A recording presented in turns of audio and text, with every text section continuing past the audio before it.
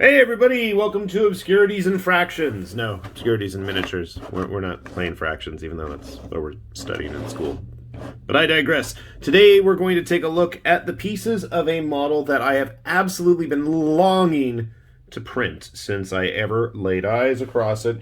And I'm sure if you saw the thumbnail or if you've ever seen the renders of this sucker, you probably said, yeah, that's pretty much a Highlord Tamberlane model that's going to show up on this channel sooner or later. And I speak none other than Incandriox, if I'm remembering the name or reading my spelling correctly, the demon dragon from the Dragon Trapper's Lodge.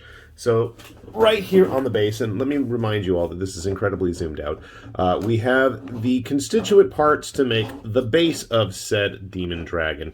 Now, I've been slowly learning how to use my big Photon Mono X printer that I recently acquired, and it's been taking a bit of adjustments here and there, but slowly and steadily we have started to get a hang on what kind of settings we need to print and how much resin we need to get in there.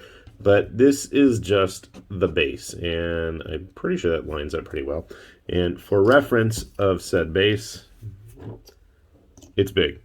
It's really big. It's at least 100 something millimeters across. Cut up into 4 parts. Everything's hollowed out. This took, even on that big ol' build plate of the Mono X, quite a few days to get everything printed up because there was just so much and they're just so big. So those are the base pieces. And if you guys have listened to me ramble on enough, you know I love building complex models. So this was absolutely up my alley. This is something I had to get done. Here's the tail sections. You can see those are all quite large.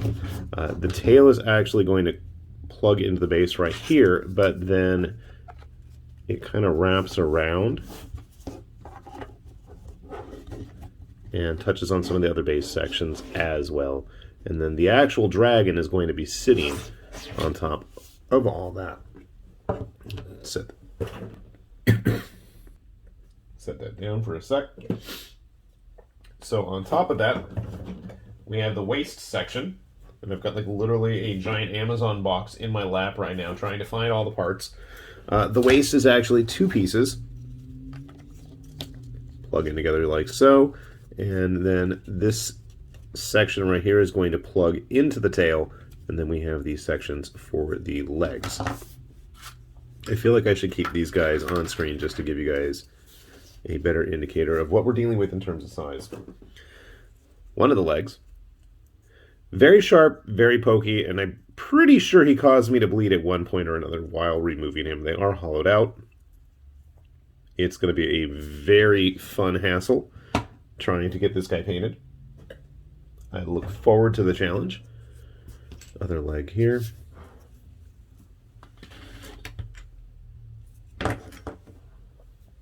Okay, then we move on to the actual body. Take the mouth in the chest, face in the chest, I should say. Again, just about everything on this guy is hollowed out for good reason. Had a few errors here and there. Some of the teeth didn't print right. And again, most of that's going to be more my fault than anything else, just as I learn how to get this thing handled. Okay, we actually have a whole ton of limbs. You can see here we have 2 arms and 2 sections of wings and 2 sword hilts. Set those in the back. Again, I'm looking for the pieces. The blades for those hilts. And they actually are pretty easy. One of them has the guard already attached, and then one blade already does. So it's pretty easy to tell which is which. Then we have the tips of those wings. These are not hollow. They're pretty heavy. Those get me worried, but I think the angle of everything, it should be all right.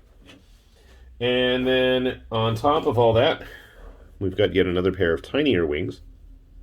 Very thin ones. And then, I'm still not done. We have the actual main arms, which are somewhat armored and have absolutely massive swords. Very strangely shaped swords, but he's a demon, so whatever, he can do what he wants.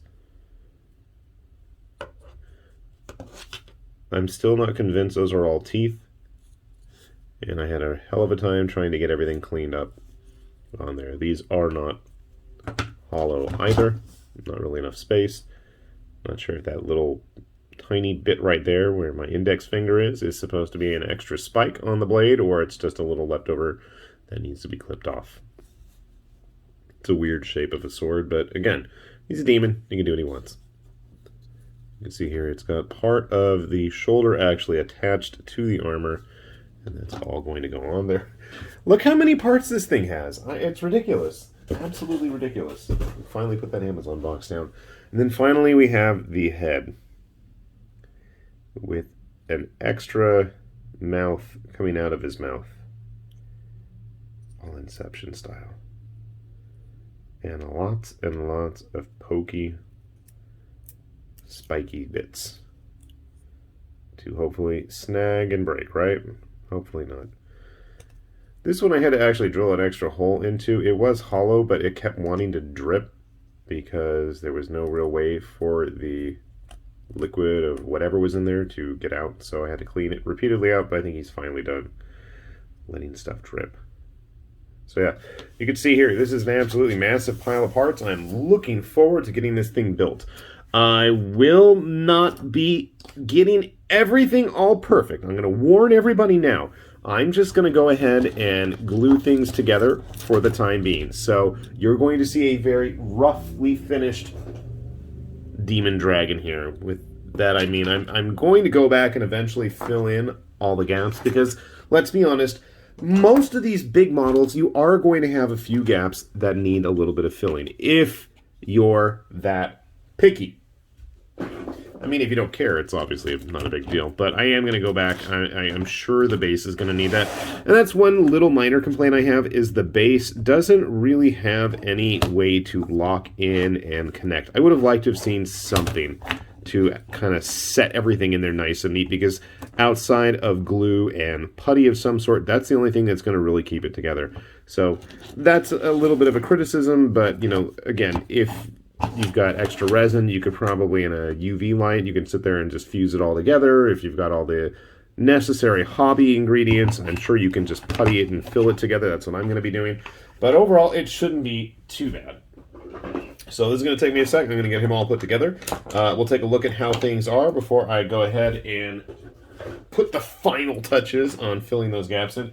I'm probably going to keep him in stages. I think I'm not going to glue everything. I'm thinking I'll at least glue the tail, glue the body, and probably glue the wings on.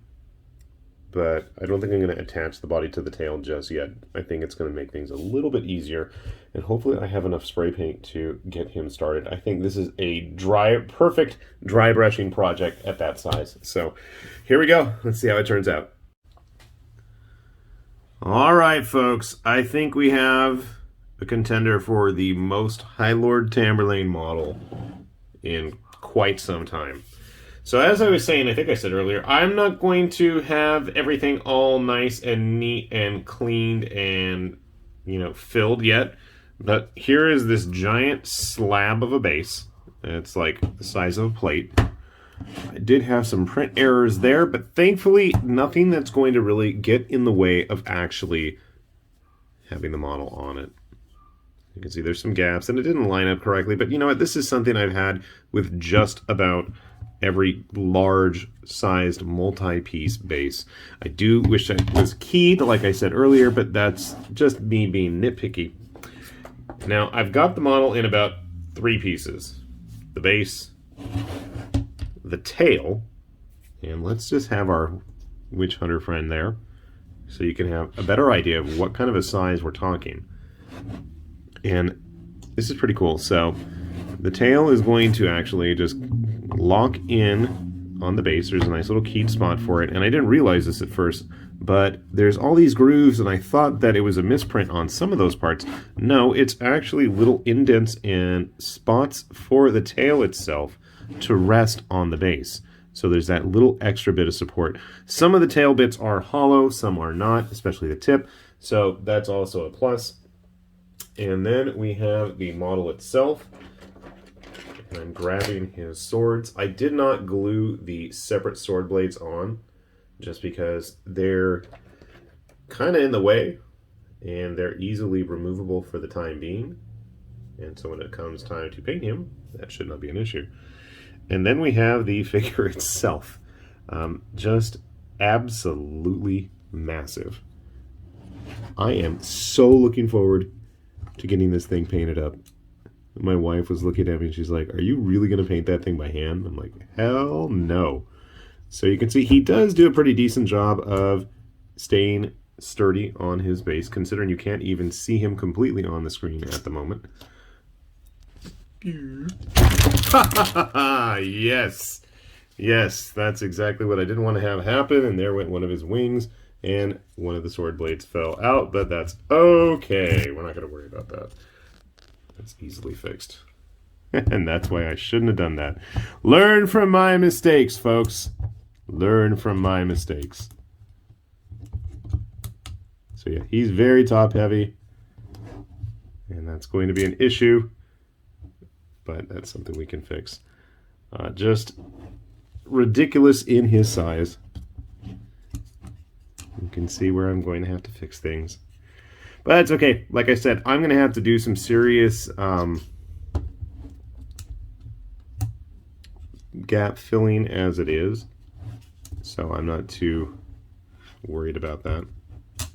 You can see there's some major spots that are going to need to be filled, especially in the groin area. Those two pieces that form the lower part of the torso, mouth thing, and the tail, there's some major gap areas. So that's okay. I mean, to me, this is like a major project as it is. You can see it's going to take a lot of time and energy and effort to get things to a level that I'm going to be happy with. But I am really, really just digging the overall style of this thing. It is a massive piece of a model. And I got to say, with what I've seen coming from Dragon Trapper's Lodge, this is just one of many that looks like it's going to be. They have a whole set of dinosaurs that are just right around the corner, and I am absolutely ecstatic and looking forward to them. So, if you fancy printing big, and I mean big, giant, massive, flying, multi-limb dragons that look like the final boss, like the third or fourth form of the final boss of some old Japanese role-playing game, I don't think you can go wrong with this guy. Just look at this. This is crazy. He's huge. And yeah, some of these pieces did not fit on my Frozen Sonic Mini. I did have to print him on my big Mono X, but thankfully it still took a few days of printing. And that was with a full plate repeatedly, so something to keep in mind. You can see our little witch hunter friend way down there too. Very fun model, very cool looking design, and I'm absolutely looking forward to showing this guy off once it's painted. I'm going to put a link down below to both the My Mini Factory page and the Patreon page for Dragon Trapper's Lodge, because even if you don't have this guy yet, they always offer discounts, and there's always plenty of new stuff. And like I've said before, they have really upped their game in terms of what you get for your money. They have the adventures, they've got maps, they've got stats, and they've got just big slews of models these days, and usually pretty creative stuff too. So take a look. Hopefully you'll find something that excites you and interests you, and I am going to get started on this big bad boy. So with that said, this has been Highlord Tamberlane with Obscurities and Miniatures saying thanks for watching, and we will see you back here soon. Bye-bye.